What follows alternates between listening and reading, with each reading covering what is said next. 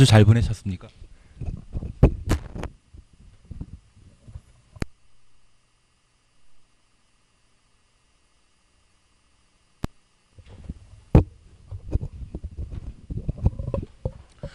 오다 보니까 벚꽃도 잘 펴 있던데요. 하여튼 세종시가 공원은 진짜 잘 만들어 놓은 것 같습니다. 지난 시간에 우리 함께 하셨던 게 건축법 내용들입니다. 우선 1번입니다. 건축물의 착공을 제한하는 경우 제한 기간은 3년 이내로 한다. 3년이 아니라 2년 이내입니다.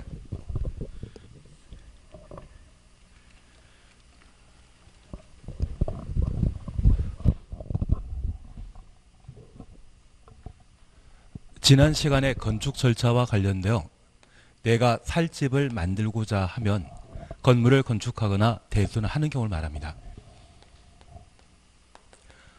허가권자에게 허가받도록 되어 있습니다.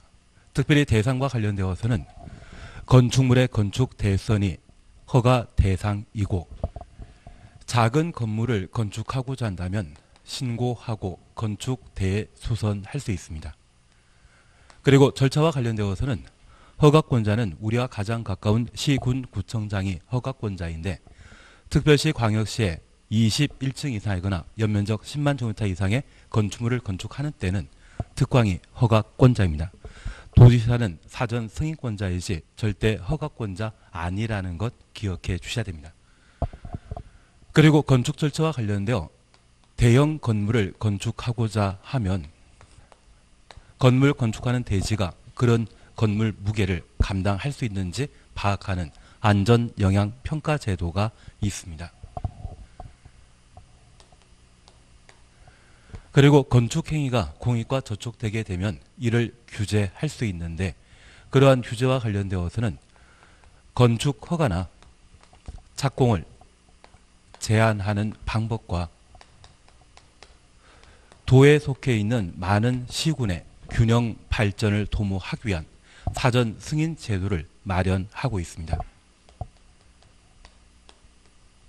그리고 법령에 저촉되는 때에 반드시 건축허가 취소하는 경우가 있는데 여기 건축허가 등의 제한은 허가권자가 특광 시, 군, 구청장이기 때문에 이들의 상급관청인 국토교통부 장관 그리고 허가권자가 시, 군, 구청장이라면 이들의 상급관청인 특광토가 건축허가 등을 제한할 수 있습니다.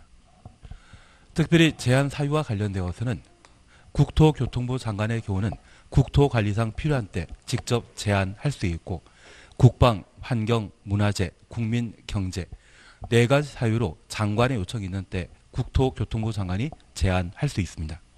그리고 시도지사의 경우는 지역계획이나 도시군 계획상 필요한 때 제한할 수 있는데 통상 제한 사유와 관련되어서는 한 10년 전에는 자주 시험에 나오던 것이다가 요즘은 좀 안 나오는 편입니다.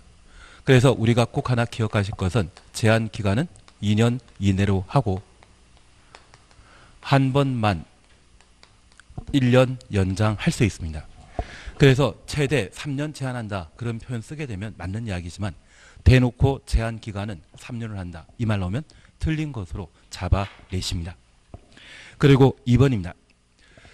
연면적 180제곱미터이고 2층인 건축물의 대수선은 건축 신고 대상이다. 2번 맞습니다. 다만 이 건축 신고 범위에 관한 사항과 절차에 관한 사항은 최근 기출문제 출제되었는데 31회 시험이라면 다시 출제될 만합니다. 그래서 이 절차와 관련되어 우리가 잠깐 기억하실 것은 건축 신고하게 되면 시, 군, 구청장은 5일 이내 신고 필증을 발급하도록 되어 있습니다. 그리고 건축 신고한 자는 1년 내 공사 착수하여야 하고 공사에 착수하지 않는다고 하면 그 효력은 상실된다는 것 기억하시는데 우리 착공이란 말 보게 되면 무조건 2착입니다.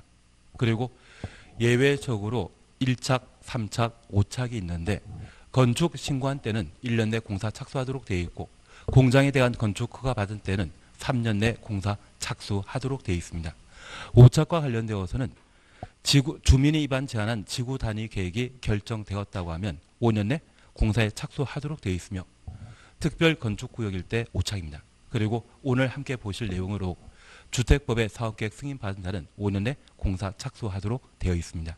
그래서 착공이란 말 보게 되면 원래 2년 이내 공사에 착수하도록 되어 있는데 건축 신고만큼은 신고한 날부터 1년 내 공사 착수하도록 되어 있습니다.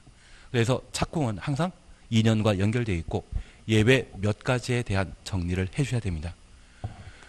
그리고 건축 신고 범위와 관련되어서는 61년도에 법이 만들어지고 개정되지 않은 기본형과 상황에 따라 법령 내용을 개정하여 건축 신고 범위를 늘려 놓은 것이 있습니다.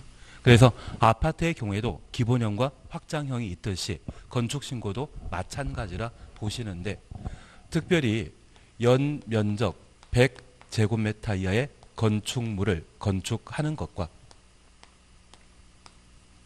바닥 면적합 85제곱미터 이내 증축, 개축, 재축하는 것 그리고 작은 건물에 해당되는 연면적 200제곱미터 미만이고 3층 미만의 건축물을 대수선하는 때는 신고 대상입니다. 그래서 기본형과 관련된 건축행위와 대수선행위에 대한 구분은 반드시 해주셔야 됩니다. 그러면 2번 보시면 연면적 180제곱미터이고 얘는 200 미만입니다. 그리고 2층인 건축물, 2층이라고 하면 3층 미만입니다. 그래서 미만이라는 숫자는 그 숫자를 뺀 낮은 숫자를 의미한다는 것 다시 한번 확인하시고 이러한 작은 건물에 대수선을 하고자 한다고 하면 그때는 신고하고 할 수 있다. 그리고 자주 시험에 출제되는 것으로 여기 건축과 관련되어서는 딱 세 가지는 기억해 주시는 게 필요합니다. 첫 번째, 연면적 100제곱미터 이하의 건축물 건축은 건축신고 대상인데 건축하는 용도 지역이 관리지역, 농림지역, 자연환경보전지역, 관농자입니다. 시골인 경우라면 연면적 200제곱미터 미만이고 3층 미만의 건축물을 건축하는 때에도 신고하고 건축할 수 있습니다. 관농자의 경우는 농업인 주택이 만들어질 수 있는데 200 미만이라면 60평 이하를 말합니다.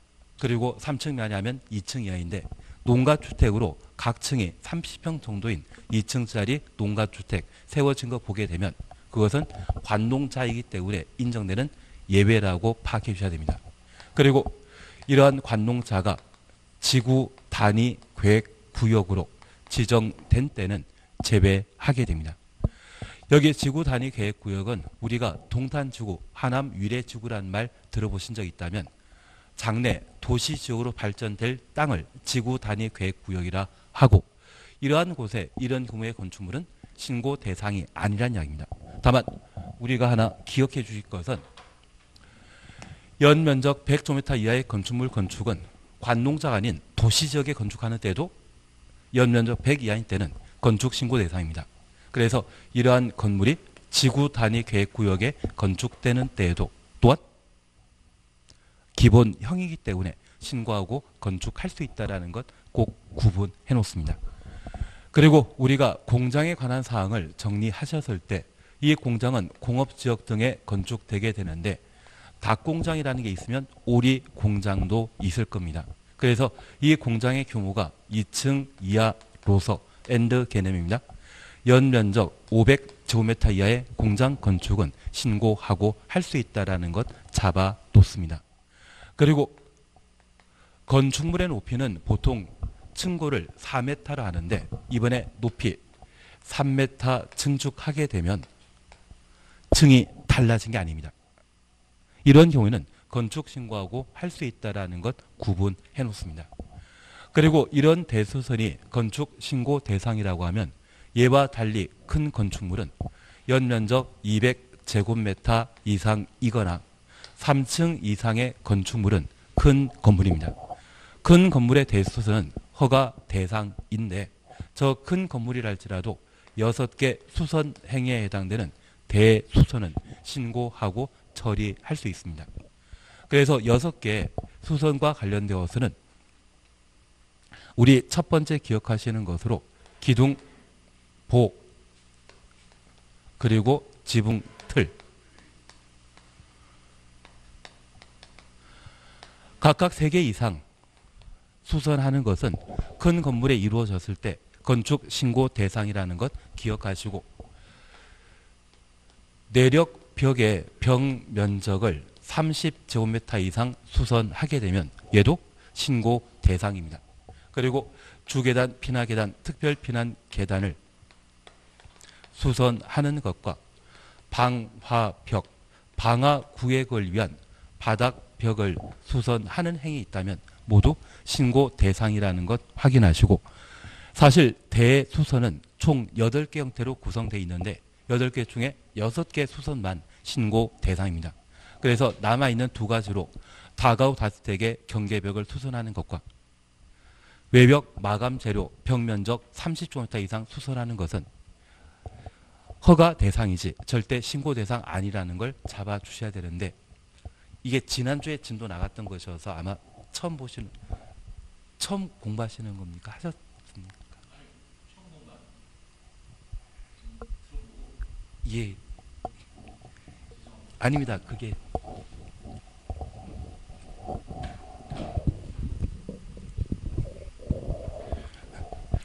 오늘 후다닥 날아갈 상황이다 보니까 좀 그럴 것 같습니다. 지금 지난주에 진도 나갔던 것 중에 OS 문제 풀고 있는 중이거든요. 예, 그래서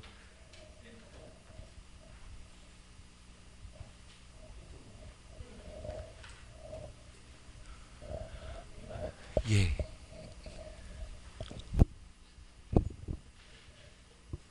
예, 하여튼 이렇게 하나 정리해 주시는 게 꼭 필요하십니다. 그러면 이제 3번 함께 보십니다. 지구 단위 계획 구역에서 연면적 200제곱미터 미만이고 3층 미만 건축물 건축할 때 신고하면 건축 허가 받은 것으로 본다. 3번 틀립니다. 여기 지구 단위 계획 구역에 이런 규모의 건물이 그대로 만들어지게 되면 신고 대상에서 제외한다. 이 지구 단위 계획 구역에는 기본형에 해당되는 건축 행위라면 신고하고 할 수 있지만 확장형에 해당되는 경우라면 그때는 허가 대상이라는 걸 잡아내셔야 됩니다. 아마 건축신고와 관련되어서는 작년 시험에 출제되지 않았기 때문에 건축신고 범위를 꼭 정리해 놓으셔야만 올해 시험을 잘 대비하실 수 있을 겁니다. 그리고 4번입니다. 건축신고한자 신고일부터 1년 이내 1년 추천없습니다. 공사에 착수하지 아니하면 착수 추천없습니다. 신고 효력 없어진다. 4번 맞습니다. 우리 착수, 착공이란 말 보게 되면 기본적으로 2년 이내 공사 착수하도록 되어 있는데 건축 신고한 경우에는 1착이라는 것을 꼭 한번 잡아놔야 됩니다. 그리고 5번입니다. 허가권자가 법령이 정한 기간 내 사용 승인서를 교부하지 아니한 경우 건축주는 그 건축물을 사용하거나 사용하게 할 수 없다. 틀립니다. 우리가 하나 이해해 주실 것이 있습니다. 사용 승인과 관련된 처리 기간은 법령이 정한 기간이 7일입니다. 그런데 이 사용 승인서는 허가권자가 발급할 의무가 있고 기한 내 발급하지 않음으로써 건축주가 재산권을 행사하지 못한다는 것은 허가권자 행정청의 법정 위반으로 국민의 사유재산권 행사에 제약을 가하는 것입니다. 그래서 만약 허가권자가 의무를 제대로 이행하지 않아 사용 승인서가 발급되지 않았다고 하면 사용 승인서 없이 사용할 수 있습니다. 그리고 제가 농담 삼아 이야기 드리는데 우리 공법과 관련된 부정문은 열의 9개 90%가 그러하지 아니하다입니다. 그리고 10%만 최근 법이 제정된 것만 없다란 말로 각각 표현하고 있습니다. 출제 경향 중에 시험위원들이 가장 좋아하는 게 있다를 없다로 바꾸는 경우가 있습니다. 그래서 이 없다란 말이 나오게 된다고 하면 얘는 열의 9은 있다를 없다로 바꾸어 틀린 문제라고 기억하시는 것도 방법입니다.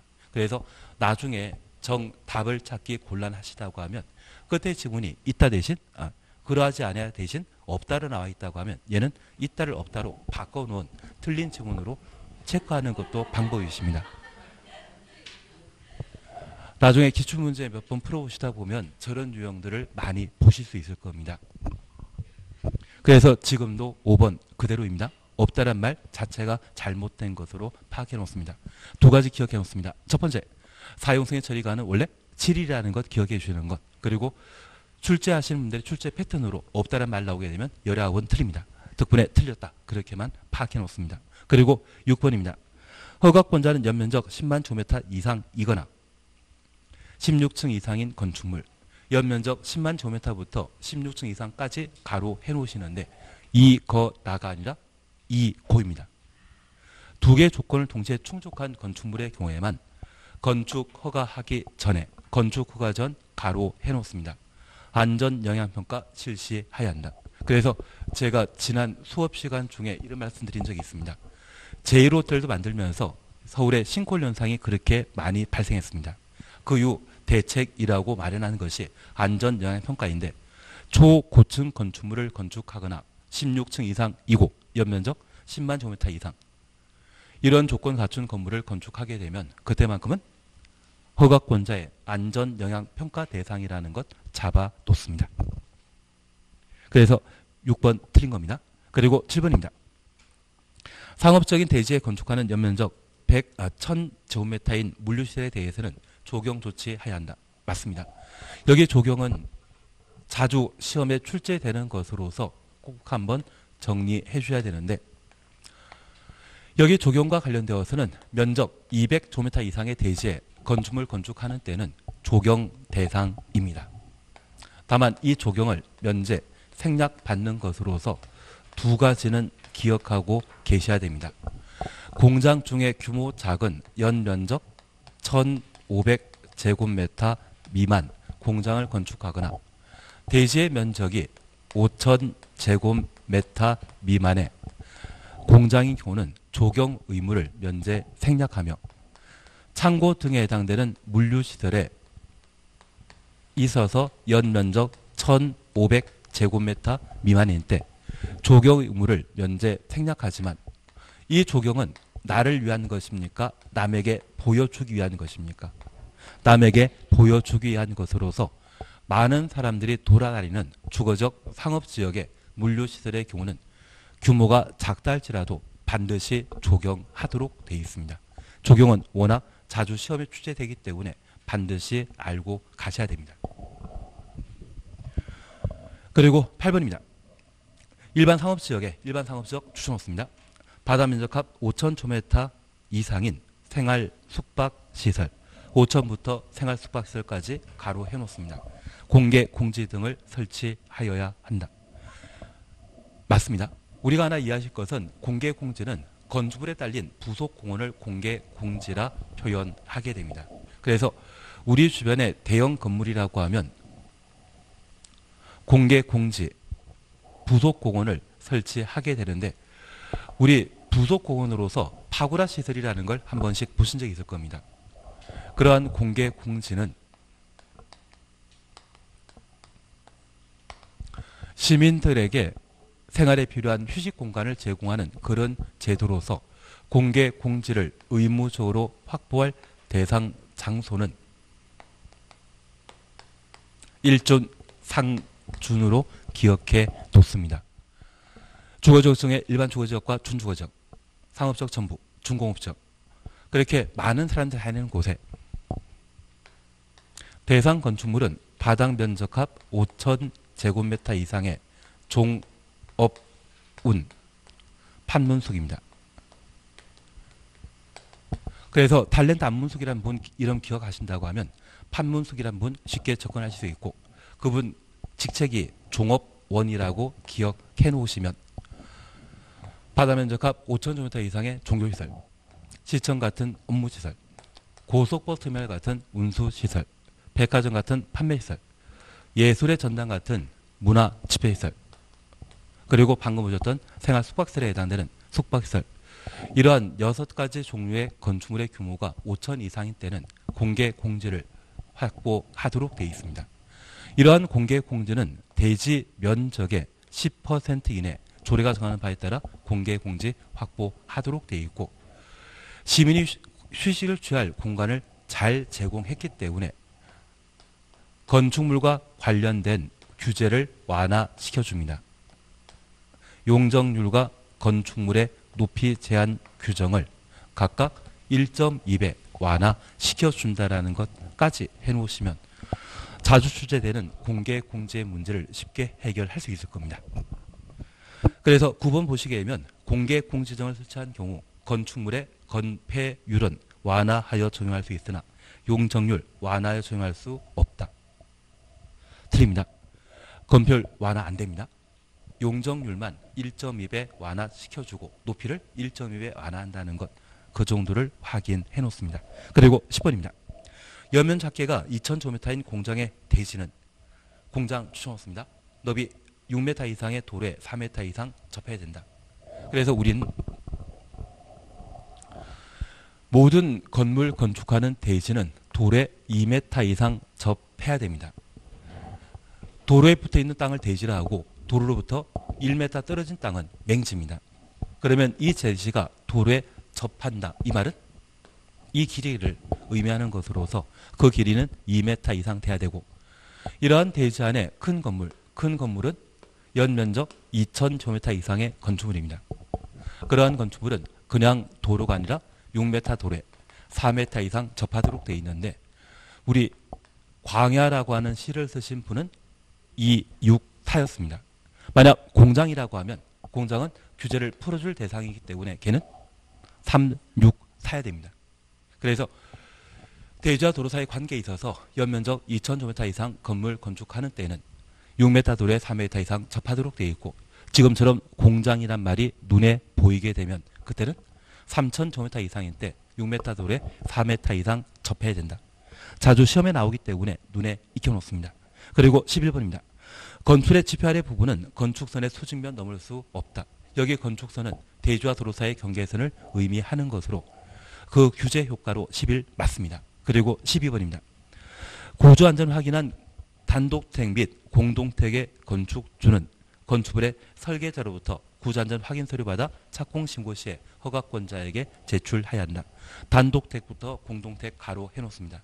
얘는 규모와 관계없이 항상 구조안전 확인 서류 제출 대상이라는 것 확인해 놓으시고, 우리 지난 시간에 함께 정리하시면서 둘 10이란 말을 함께 본 적이 있습니다. 층수가 2층 이상이거나 연면적 200제곱미터 이상이거나 기둥과 기둥 사이의 거리가 10m 이상, 전부 더하고 1을 빼면 높이 13m 이상, 10이란 말이 익숙해지면 10에서 1을 대놓고 빼면 높이는 처마 높이는 9m 이상. 그래서 이런 조건을 갖춘 건축물이라면 구조안전 확인 서류 제출 대상입니다. 그래서 우리 치킨이란 말도 기억하시듯이 10, 2층 이상이거나 연면적 200제곱미터 이상, 기둥과 기둥 사이의 거리는 10m 이상일 때는 구조안전 확인 서류 제출 대상이다. 다수하고 1을 빼면 13입니다. 높이. 10에서 1 빼면 9입니다. 처마 높이. 이러한 조건 갖춘 건축물은 구조안전 확인 서류 제출 대상인데, 최근 포항 지진 사건 발생 이후에 광해 단독택과 공동택에 있어서는 규모와 관계없이 모두 서류 제출 대상으로 법을 개정하게 되었습니다. 얘는 한 5년에 한 번 시험에 나오는데 지금이 나올 때이거든요. 그래서 나중에 다시 한번 정리해 나가실 겁니다. 그중에 가장 중요한 것이 단독택과 공동택은 규모에 관계없이 1층이랄지라도 연면적 100이랄지라도 구조안전 확인 서류 제출 대상이라는 것만 구분해 놓습니다. 그리고 13번입니다. 얘는 올해 신설되었습니다. 신설되었기 때문에 반드시 봐줘야 되는데, 비상용 승강기가 설치된 아파트, 가로 해놓습니다. 11층 이하의 층에 소방관이 진입할 수 있는 창을 설치하고 외부에 주야간 식별할 수 있는 표시를 하여야 한다. 가로 빼버리면 맞는 줄입니다. 가로가 들어갔기 때문에 소방관 진입창을 설치할 대상에서 제외시킵니다. 우리나라는 좀 아닌데 외국을 나가시다 보면 외국에 호텔 같은 다양한 건물이 있습니다. 이러한 다양한 호텔 같은 경우에는 바람에 견딜 수 있도록, 풍진에 견딜 수 있도록 유리창을 탄탄하게 만듭니다. 그래서 돌 하나 던진다고 해서 유리창이 파손되지 않는데 이 여러 유리창 중에 역삼각형으로 표시되어 있는 창이 있거든요. 얘는 소방관이 화재 발생 시에 이 창문 외부에서 두들기면 쉽게 파손될 수 있는 그런 구조로 만들어져 있습니다. 얘를 소방관 진입창이라 하고 화재 발생 시에 소방관이 진입할 수 있는 창은 11층 이하의 건축물에는 설치하도록 되어 있습니다. 다만 비상용 엘리베이터, 비상용 승강기가 설치되어 있는 아파트의 경우는 설치 대상에서 제외시키는데 올해 신설된 규정이기 때문에 반드시 봐줘야 됩니다. 얘는 화재와 관련된 안전에 관한 문제로 최근 올해 개정한 지문이기 때문에 꼭 한번 봐놔야 될 겁니다. 그리고 14번입니다. 고층 건축물에는 승용 승강기 중에 한 대 이상을 비난용 승강기로 설치해야 한다. 비난용 승강기의 설치 대상 한번 확인해 놓습니다. 얘는 우리 시험에는 작년에 출제되지 않았지만 다른 시험에서는 출제된 적이 있거든요. 그리고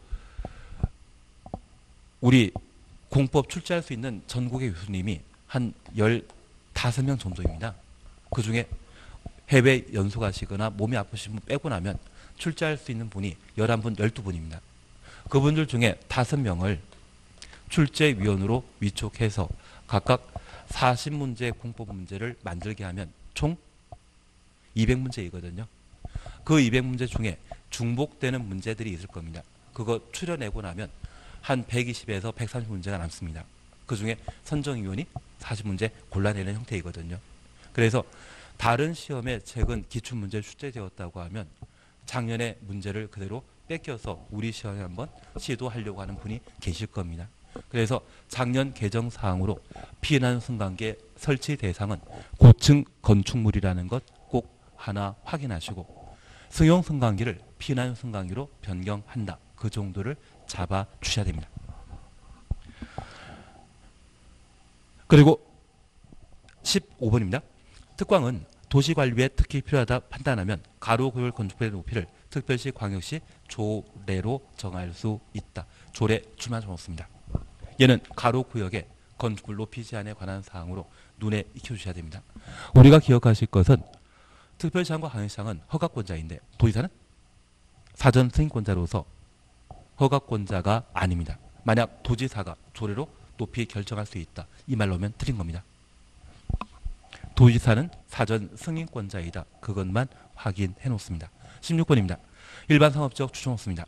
일반 상업지역에 건축하는 공동택으로 하나의 대지에 2동 이상을 건축하는 경우 채광 확보를 위한 높이 제한 적용한다. 틀립니다. 중심 상업지역과 일반 상업지역에는 예외 규정을 인정하기 때문에 일조 확보에 관한 높이 제한 규정의 적용 대상에서 배제하고 있습니다. 그래서 16번 틀립니다. 그리고 17번입니다. 특별 건축구역이라는 말 보셨는데 얘를 보면 항상 용산, 연상 해주셔야 됩니다. 국토교통부 장관 또는 시의사는 특별 건축구역을 지정하는 지역이 군사기지에 해당되는 경우에는 국방부 장관과 사전에 협의해야 한다. 맞는 질문입니다. 그래서 서울 박원순 시장은 이전되는 미군기지, 용산 미군기지를 특별 건축구역으로 개발하게 될 거거든요. 그런 지사성 있는 문제로서 한번 확인해 주셔야 됩니다. 예, 이번 시간은 우리 교재 446페이지를 봐줘야 됩니다. 원래 오늘까지 주택법까지 쭉 끝나야 되는데 해보고 안 되면 한 주 더 하도록 하겠습니다. 그리고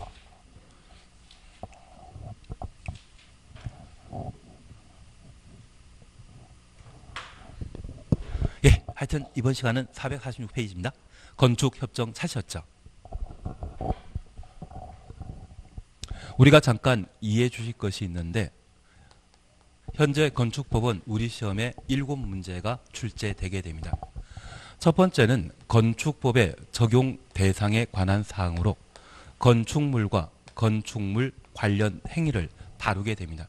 그리고 두 번째는 건축법상 만들게 되는 건축물은 내가 살 작은 집입니다.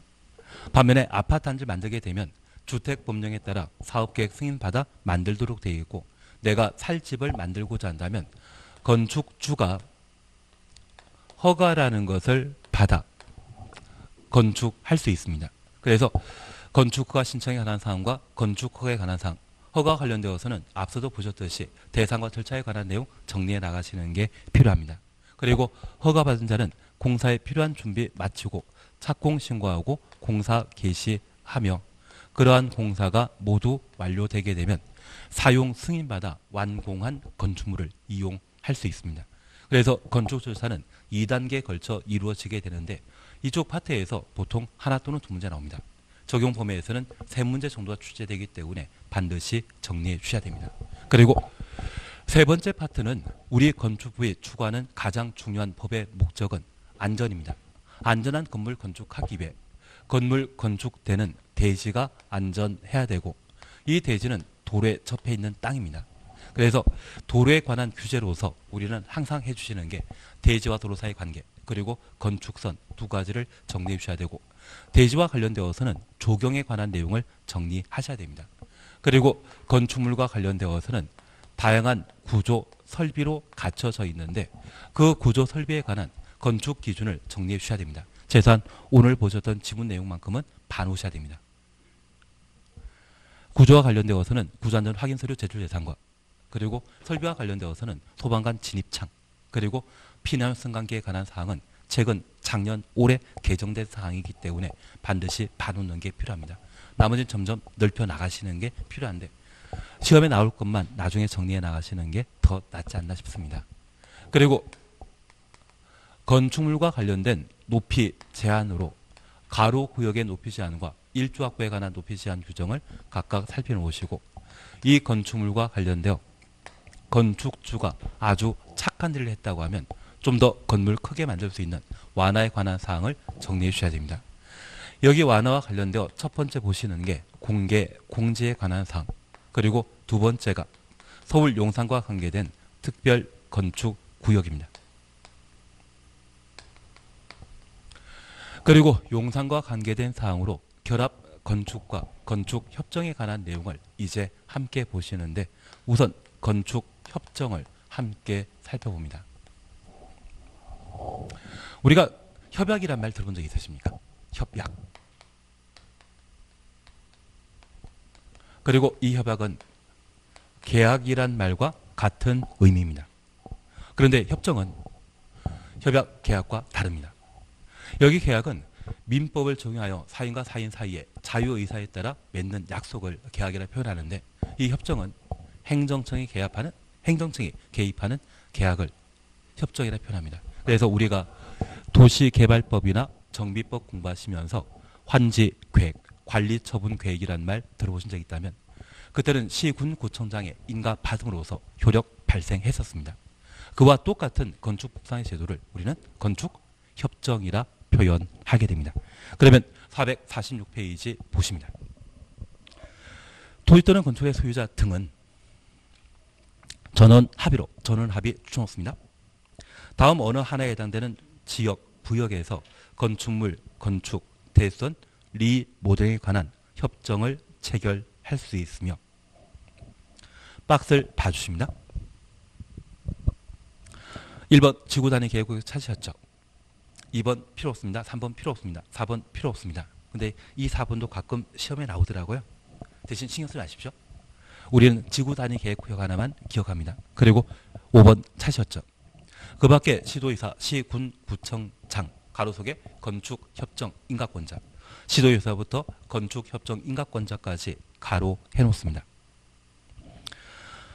도시 및 주거환경 개선이 필요하다 인정하여 조례로 정하는 구역, 이러한 곳은 건축협정 구역이 되게 됩니다. 그러면 우리 잠깐 이해해 주실 것이 있습니다. 여기 건축협정 체결할 수 있는 대상은 건축협정 구역으로 가장 대표적인 것이 지구 단위 계획 구역입니다. 하나 이해하실 것이 있습니다. 여기 지구 단위 계획 구역은 동탄지구, 하남 위례지구라고 하는 그런 동네를 말하는데 이러한 곳에는 보통 아파트 단지와 상업지역이 함께 조성되게 됩니다. 그런데 우리 세종시라는 신도시 들어보신 적이 있죠?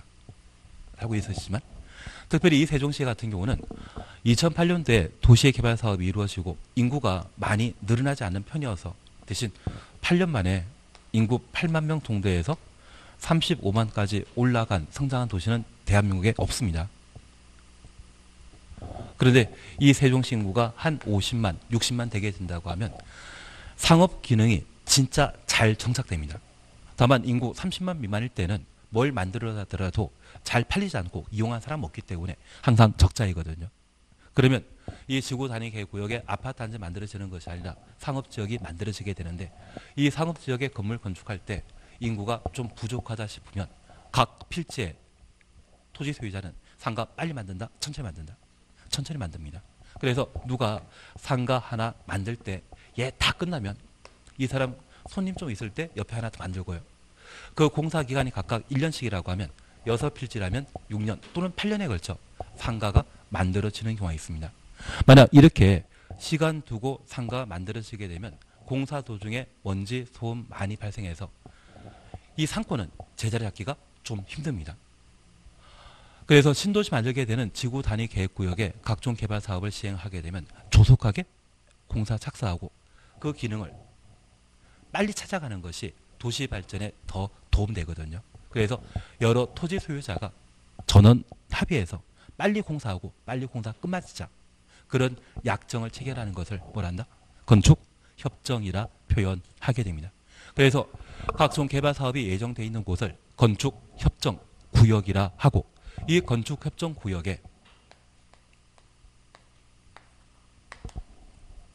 여러 개발 사업, 건축물 건축 등을 담당하는 자가 존재한다고 하면 그러한 토지 등의 소유자 전원 합의하고 건축 협정을 체결할 수 있습니다.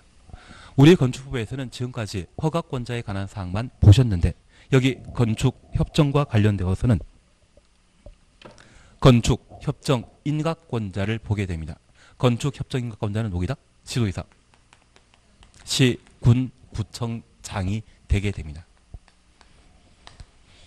그래서 개발 사업을 담당하고 있는 자가 10명이면 10명 전부가 서로 합의해서 건축 협정 체결할 수 있고 그 사항을 인가권자에게 인가받도록 되어 있습니다. 내용에 대해서는 몰라 상관없습니다. 운영에 필요 없습니다. 그리고 4번 건축협정 인가 사실였죠. 협정 체결자 등은 건축협정서 작성하여 한 줄 밑에 건축협정 인가권자의 인가받아야 한다. 건축협정 인가권자의 인가 가로 해놓습니다. 그리고 양가로 5번 사실였죠. 폐지입니다. 협정 체결자 등은 건축협정 폐지하려는 경우 건축협정 폐지 가로 해놓습니다. 협정 체결자 과반 동의받아 과반수 동의 추천했습니다. 국토교통부령이 정하는 바에 따라 건축협정 인가권자의 인가 받아야 된다. 인가 추천했습니다. 그리고 단서 차시였죠. 특례 적용하여 착공 신고한 경우는 착공 신고한 날부터 착공 신고일부터 가로 열어놓습니다. 20년 경과한 후 20년 경과 가로 닫아놓습니다. 건축협정 폐지 인가 신청할 수 있다. 그래서 우리 잠깐 확인해 주실 것이 있습니다. 만약 건축협정을 체결하고자 한다면 토지 등의 소유자 전원 동의받아 인가권자에게 인가받음으로써 체결할 수 있고 그 건축협정을 폐지하고자 하면 협정 체결자 과반수 동의받고 인가권자에게 인가받음으로써 폐지할 수 있는데 이렇게 폐지하고자 한다면 특례 적용하여 건물 건축했다고 하면 착공 신고한 날부터 몇 년? 20년 경과된 때 폐지할 수 있습니다. 이 폐지에 관한 사항을 최근 법을 개정해서 건축법에 반영했는데 여기 건축협정은 용산 국제업무지구 개발사업과 맞물려 있다 말씀드렸습니다. 용산 국제업무개발지구에는 철도공사가 주최되고 그리고 S라고 하는 회사와 여러 컨소시엄을 맺고 개발 사업을 했던 적이 있습니다. 그래서 2008년도에 60조라고 하는 개발 비용 예상하면서 용산 국제업무지구에 대한 개발 사업 했다가 2012년도에 부동산 경기가 끈모를 정도로 계속 하락했던 적이 있거든요. 그때 S에서 1,600억이라고 하는 매몰 비용 부담하면서 그 사업을 백지화시킨 적이 있습니다. 만약 컨소시엄을 형성하게 되면 지분 많은 자가 주도권 가지거든요. 그래서 만약 철도공사가 50%를 그리고 나머지 5개 회사가 각각 10%의 지분 가지고 있다고 하면 과거에는 지분 많은 쪽이 합의하면 그 사업 무산시키는 게 수월했었는데 이렇게 무산될 용산 개발 사업이었다고 하면 우리 용산 재개발 사건 철거와 관련되어 철거민의 인명피해와 경찰 인명피해 컸었던 거 기억나시죠? 그렇게 무산되는 것이 참 아쉽다고 해서 그 이후 법을 개정했습니다. 지분과 관계없이 협정 체결자가 총 6명이라면 6명 중에 얼마? 과반수 4명 이상 3명은 반수이고 4명 이상 동의한 때만 폐지할 수 있습니다. 특별히 건물 건축했다고 하면 우리가 하나 이해하실 것은 건물에는 감가상각이라는 게 적용됩니다. 그 감가상각에 따라 20년 지나면 건물 가치가 빵이 되거든요. 그런 때만 폐지할 수 있도록 최근 법을 개정해놨습니다. 그래서 제가 부탁드리는 것은 건축협정 폐지하고자 한다면 착공신고할 때부터 20년 지나야 된다는 거 기억하시고 협정 체결자 과반 동의 받고 인가권자에게 인가 받은 때만 폐지할 수 있다는 것 잡아놓습니다. 체결 시에는 전원 합의입니다. 전원 동의 필요하고 인가권자의 인가 필요하다는 것 확인해 놓습니다. 한 장 넘기십니다. 양가를 1번 협정에 따른 특례와 관련되어 동그라미 부분은 최근 기출문제 출제되었기 때문에 더 이상 시험거리 아닙니다. 다만 나중에 기출문제 풀 때 제가 설명드릴 겁니다. 딱 하나만 정리해 놓습니다. 6개 특례 적용 가능한 규정 중에 우리 중간에 건폐율이라는 거 찾으셨죠? 항상 건폐율과 함께 다니는 게 용적률입니다. 용적률에 대해서는 특례 규정이 있다 없다? 없습니다. 그래서 건축협정 체결하여 이 용적률을 개별 건축마다 적용하지 않고 통합 적용한다. 이 말로 하면 그게 틀린 것으로 잡아만 주시면 됩니다. 그래서 건폐율은 있지만 용적률 있다 없다? 없다. 그것만 잡아놓습니다. 만약 건축협정 체결에서 통합 적용 가능한 법령으로 법 규정으로 용적률 거론하면 무조건 틀립니다. 여기 용적률은 결합 건축에서 볼 내용입니다. 나머지 내용은 절대 보는 거 아닙니다. 보면 더 정신 사나울 뿐입니다. 시험 나오는 것은 어차피 여기에서 나오게 될 겁니다. 쉬었다가 결합 건축 해 나가십니다.